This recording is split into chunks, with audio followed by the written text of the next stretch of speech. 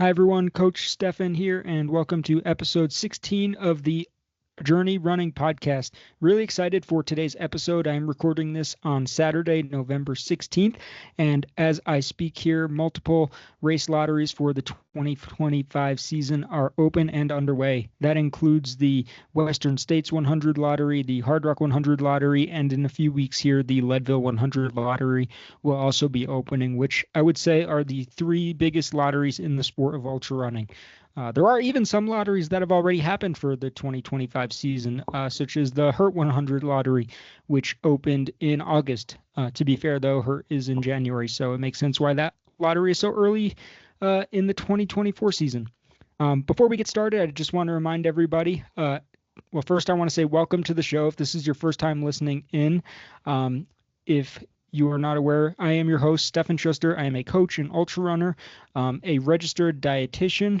You can contact me with any questions, thoughts, or concerns at journeyruncoaching.com, or you can reach out to me at journeyrunningllc@gmail.com. Thank you so much for tuning in. Been wanting to record this episode for a while now, so I'm happy that it's finally time to do it. So in today's episode, I want to talk about how to plan your schedule for an upcoming race season.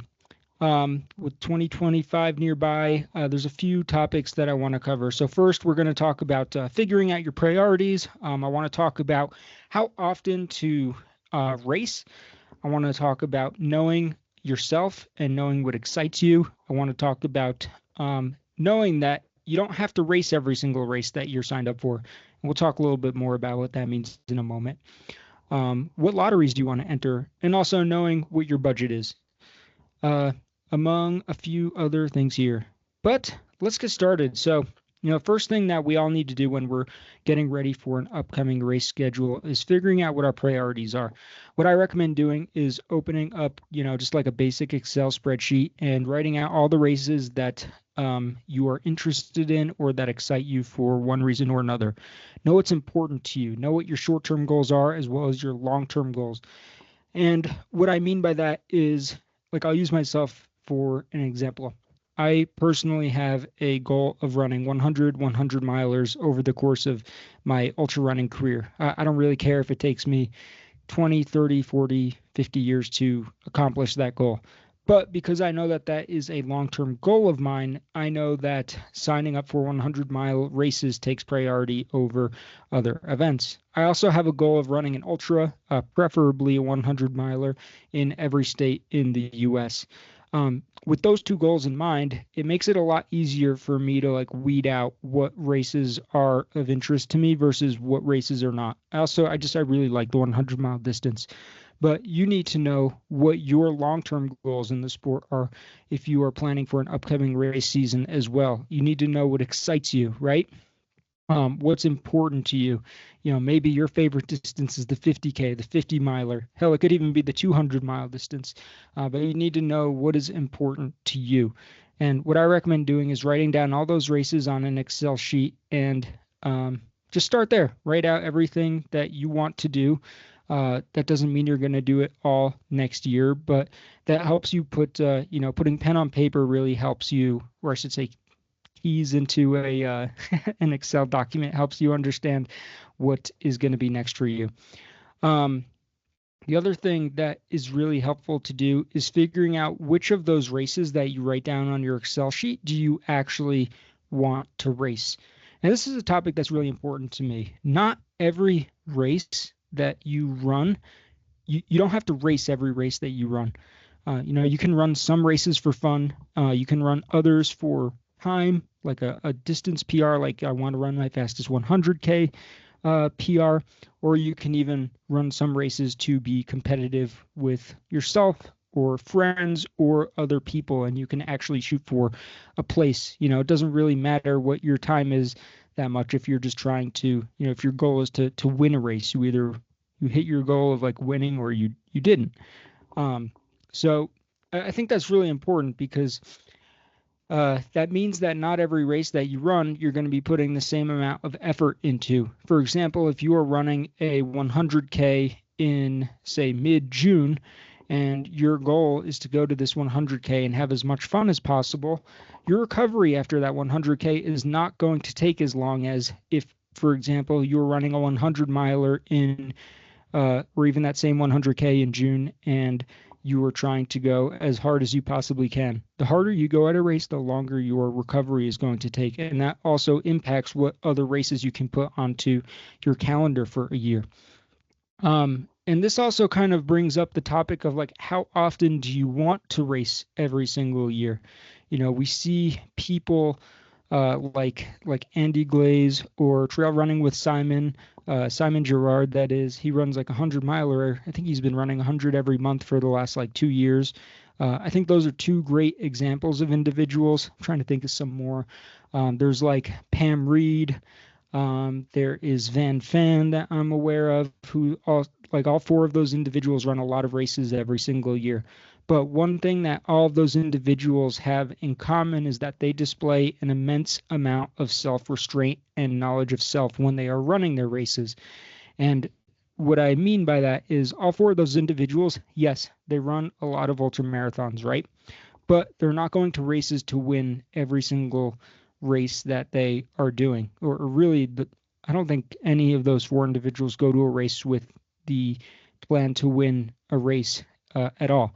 And so they go out and they run a lot of races, but they're not going like balls to the wall per se. They're not trying to go as hard as they possibly can at every event, because those individuals, what they value? They value consistency. And because they value consistency and because they know that they're able to display self-restraint, and that allows them to run a lot of races at a lower intensity and therefore recover faster, allowing themselves to run all the races that they do. So knowing what races do you want to run, putting that into an Excel sheet, and then knowing how often do I want to race and what races do I want to run at a high intensity are really important questions to ask yourself. Also, I realize when you are putting together a race schedule, there are a lot of other factors that play into how often you want to race. And some of those factors include money, which we're going to talk about here in a minute. Talks about time. Do you have the time to, run a lot of races in a singular calendar year? Work, maybe you own your own business and taking time off is difficult, or you work for a company and you only have so many days off that you can take. If you're running a 200 miler, that's going to take at least 5 days of vacation time right there. Family obligations, maybe you have kids and they have obligations, or maybe you have a friend's weddings or multiple weddings that you need to attend in a calendar year. So all of those things, play factors into how many races can you run in your calendar year successfully. All right. So the other thing I should talk about before moving on here too is because I want to talk about those factors is race lotteries. And race lotteries are really frustrating because you got to ask yourself, how important are the races that are lotteries? How important are they to you? Because something like High Lonesome is a good example, or the Hurt 100, or Hard Rock. Those lotteries require you to sign up year after year to keep building your tickets, right? And if you stop applying to those races, then you lose your I believe your ticket count for all three of those races goes back to 0. Western states, I know you can take a break from. Leadville, they don't really disclose much information about their lottery, so it is hard to say. I did a whole episode about ultra lotteries if you're interested in hearing more about that topic. I think that was episode 7 off the top of my head, but don't quote me on that. Anyways, lotteries can be really frustrating because a lot of those races are really expensive. What other ones come to the top of my head? The Angel's Crest is also a lottery, and so is, oh my gosh, in Utah, what is it? Wasatch 100 is also a lottery, among various other events that are lotteries. It's just hard to, put together a race schedule this time of year when a lot of things are opening up, but you don't know what you're going to be getting into. A great example is even like the Run Rabbit 100 opened today, but if you want to run the Leadville 100, then you can't even put your name into the Leadville 100 lottery until December 1st, and you won't find out if you get in until it's like January 5th or something like that. So, if money is important to you and you only have a certain amount of money in your racing budget, are you going to sign up for a race like Run Rabbit that you can get into, or are you going to roll the dice by signing up for the Leadville 100 lottery and possibly not getting in, and then maybe both of those races fill up and you don't have a spot in either one. So there's really the lotteries really complicate things, but that's why I think it's important to put your pen on paper as a first step to prepare for a racing season and figure out like what do I want to run, because then you can sign up for the races that aren't lotteries like off the bat. I'll even use myself for an example. Looking at the 2025 year, I'm going to be starting my year with the Stories 30-hour event in Colorado Springs and ending it with the Sangre de Cristo 100-mile ultramarathon in September. Both of those races are not lotteries, and I know that I can get into them at an affordable price. I'll actually use race credits for, I think, both of those races. But anyways, it's good to know that like I have off the bat, I have two big events on my calendar that I can pencil in, and then I can apply to the lotteries and figure out what other events I want to do around those, whether I get in or not. And I recommend that you do the same thing. And on that note, when it comes to lotteries, yet another factor to take into account when planning a race schedule is, do you need to run, what races are you looking at that are or are not qualifiers for the following year's lotteries? For example, a race like the Bighorn 100 and even the Run Rabbit 100, those are both Western States qualifiers, and they're also both Hard Rock qualifiers. But if you were looking at a race like the Old Dominion 100 in Virginia, that race is, I think it looks epic, but it is not a qualifier for either of those events or any lottery that I am aware of. So yet another thing to take into account, especially if, like we're going to talk about finances and budget and scheduling here in a moment.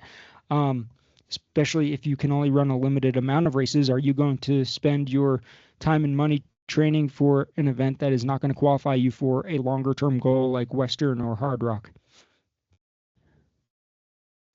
But I do want to talk a little bit about this running ultras on a budget, because this is a topic that's really important to me. I just finished 3 years of grad school. I am a career changer. I went from working in outside sales and making decent, corporate world money on a salary to going back to grad school, working at a running store part-time. You could imagine the pay cut that I took to do that. I also worked at for 1 year. So grad school was 2 years for me. And then I spent 1 year working at the VA for my dietetic internship.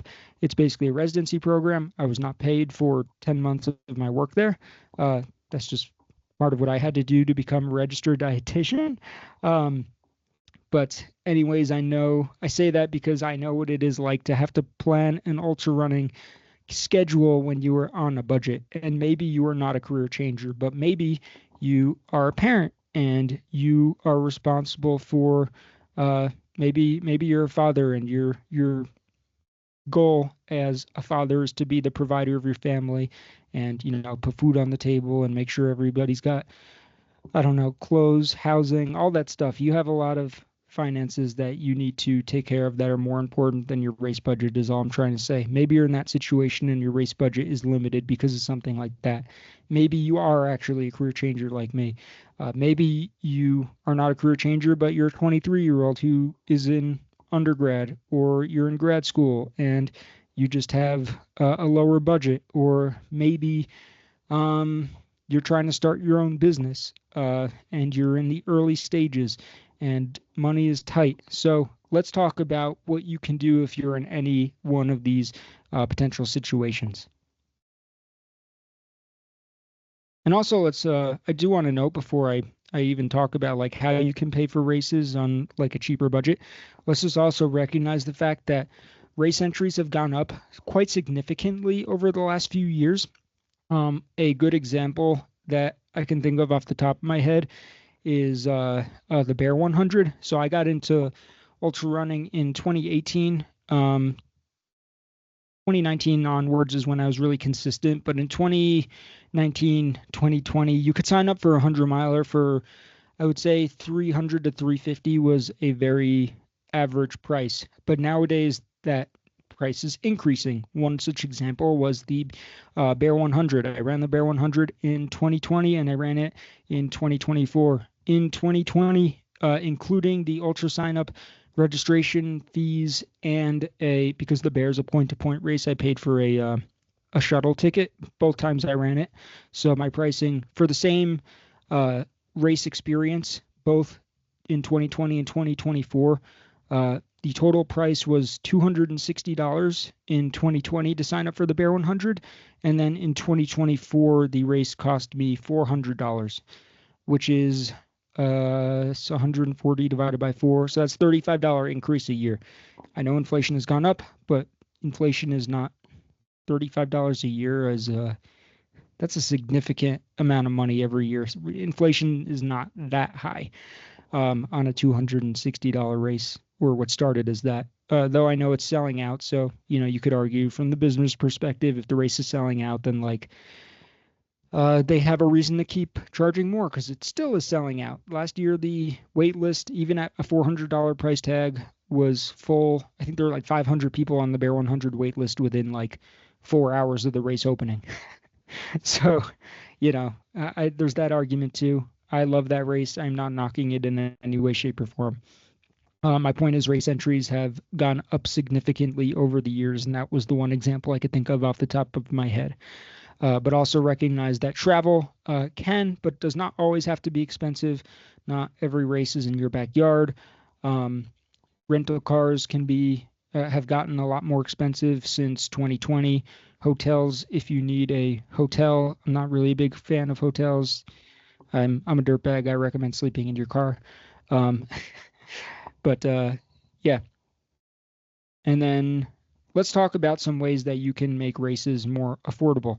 And even it doesn't really matter where we start, but let's talk about let's talk about starting with paying for the actual race itself, because I think that a lot of people are unaware of the ways that you can get into a event at a either highly discounted or for free.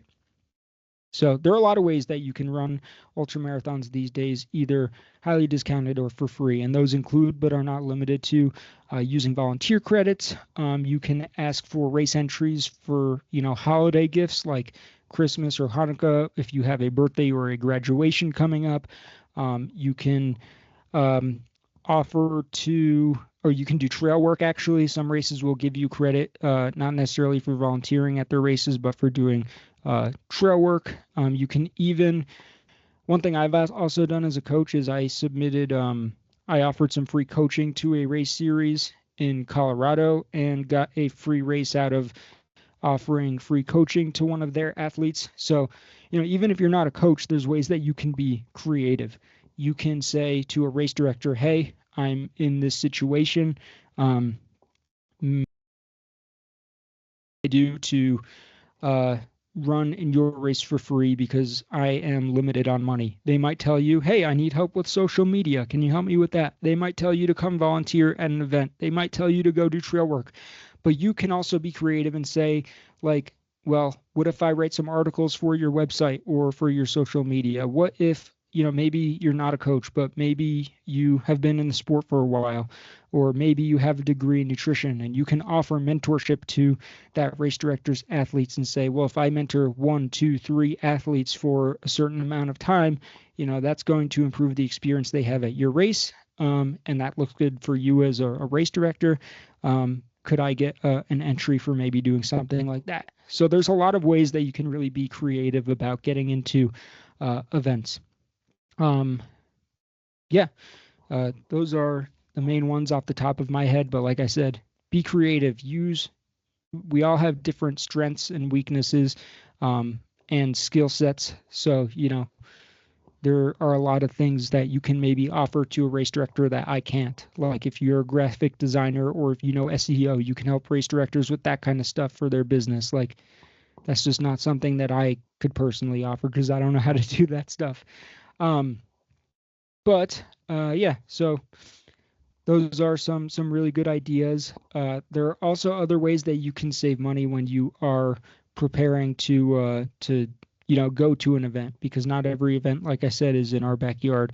So, for example, if you are uh, driving to, let's say you have the option of driving or flying somewhere. I personally recommend driving because if you are flying somewhere, that means that you need to not only fly there, but get a rental car. So your options to make that cheaper are, if you're going to fly somewhere, you can use things like credit card points. Credit card points have gone a long way for me personally in terms of getting me to events at a highly discounted rate. Otherwise, I usually drive. I never get a rental car unless I'm going to an event with somebody, because rental cars are quite expensive. So, one way you can also make your races cheaper is by going with a friend. I also recommend finding cheaper lodging by staying with friends and family that you know.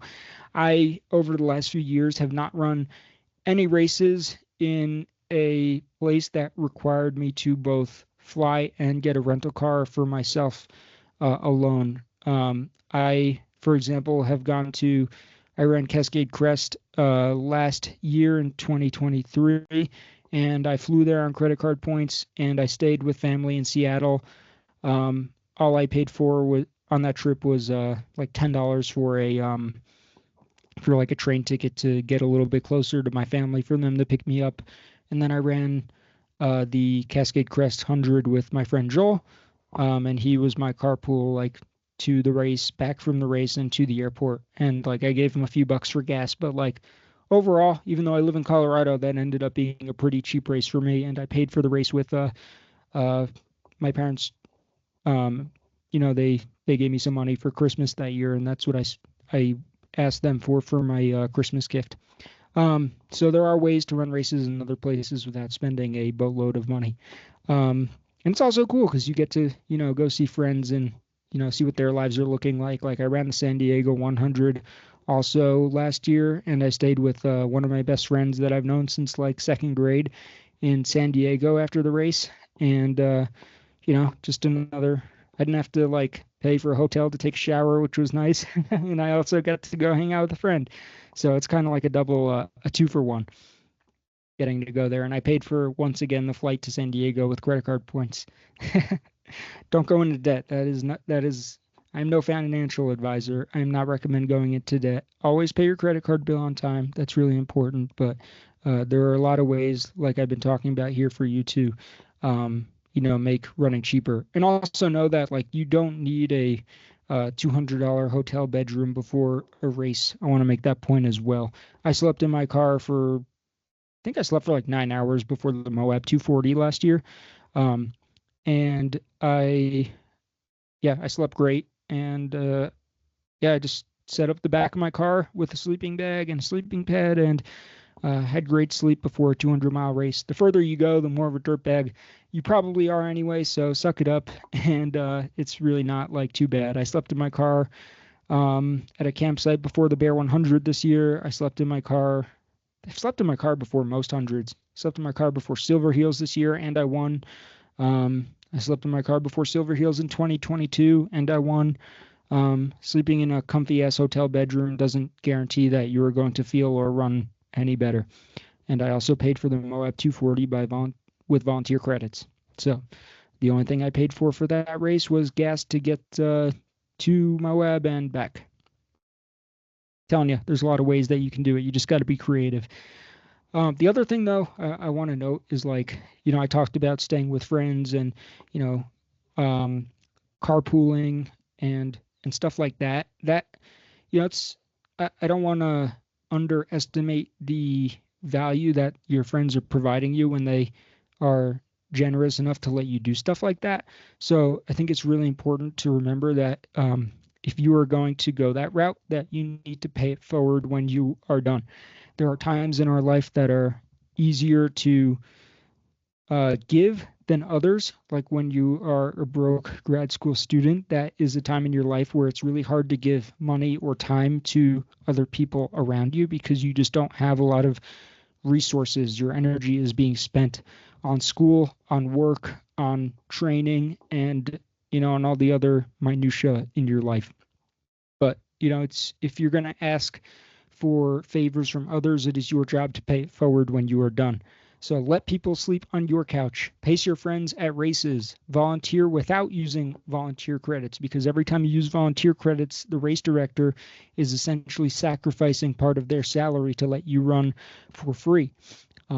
Offer free coaching or nutrition or other professional services to those who have helped you. Those are just some ideas of ways you can pay it forward when you are done.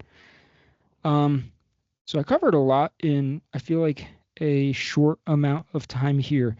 And I still feel like the question of, well, Stefan, how do I put together my race schedule is probably still on your mind, because we covered so much from finances to priorities to how often do I want to race. So, just to give you a few action steps, the first thing that I would say is, write down all the races that are of interest to you and figure out what of those races would you want to race and what of those races would you not want to race. So step 1, write down a list of all the races that are of interest to you. Step number 2, decide which of those races you want to run, at a high intensity to be competitive at versus not. Because I personally think that a race schedule is compromised of, everyone's probably heard of an A race, a B race, a C race on your schedule. So figure out like what of those races do you want to be your A race? Because like if you have, like, I'll use myself as again an example. I want to run the Leadville 100. When I get into Leadville, I want that to be my A race. I want to have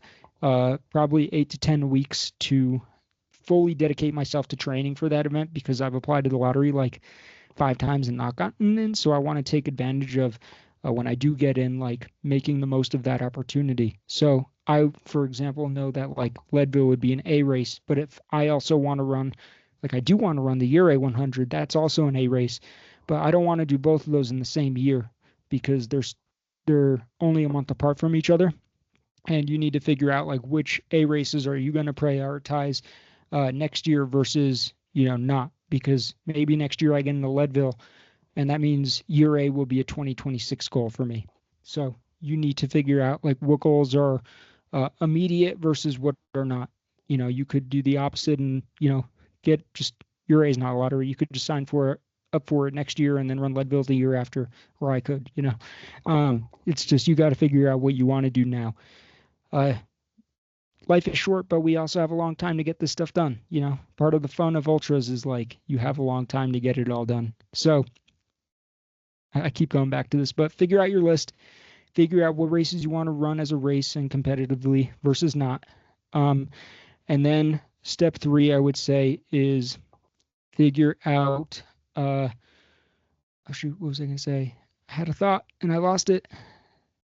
Oh yeah, so step number 3, what I was going to say is know what excites you. A good example is a friend of mine last year asked me, or Lizzie actually, she was on the last Journey Running podcast episode. She asked me before she was going to run the Hood 100 what my recommendation was, because she was looking at that race along with a few others. And she said, how do I know which one to sign up for? And sometimes the answer, like, it's not something I can answer for you, something you got to answer for yourself. What race in your gut do you feel like you could train for passionately and be excited for? What excites you? Sometimes you don't have a logical reason for what excites you, but just listen to your gut, and that'll help you figure out what your race schedule looks like too. If something excites you because it's in a new part of the country, that's great. If a race excites you because it looks really hard, that's great. But sometimes there's not like a logical reason a race just calls to you for one reason or another. And so my recommendation would be to prioritize those on your list and then build around those with the lotteries and or events that you can just sign up for without having to apply for a lottery. And then also, the thing about the finances is like that's not super important for everyone. For me personally, that's really important. So I would actually say like If that's important to you, your list of like how you're going to sign up for races is your process is going to be a little bit different. Like for me, for example, I just finished school and I just started working and I'm starting my business. So I'm still in that category of like budgeting is really important to me. So, like I said before, write out an Excel sheet, but instead of figuring out like what races do I want to race and what races do I not want to race, like for me, the question number two is what races can I run for free or discounted because I have volunteer credits versus like what can I not? And then what one or two races call to me that I would need to pay for because I only have limited resources to sign up for and get to those events. So your process is going to differ based off of your financial situation, personal obligations, and just really what your goals in the sport are. If your goal is just consistency and you want to run a race every month, you can probably just get away with signing up for everything. But then you're going to have to display self-restraint in your races so that you can recover at an adequate rate to run everything that you want to do. Anyways, I hope this episode was helpful for individuals. My favorite part of it is talking about the budgeting, but also the giving back part because those are things that I have a lot of experience with. Hope you enjoyed this quick rundown, and I hope this helps you plan for your 2025 schedule. Thank you so much for listening in. Once again, if you are looking for a running coach or a registered dietitian, please feel free to reach out to me at journeyrunning@gmail.com, or you can submit a form on my website, journeyruncoaching.com. Thank you so much for listening, and I hope that you enjoyed this episode of the Journey Running Podcast. Signing off.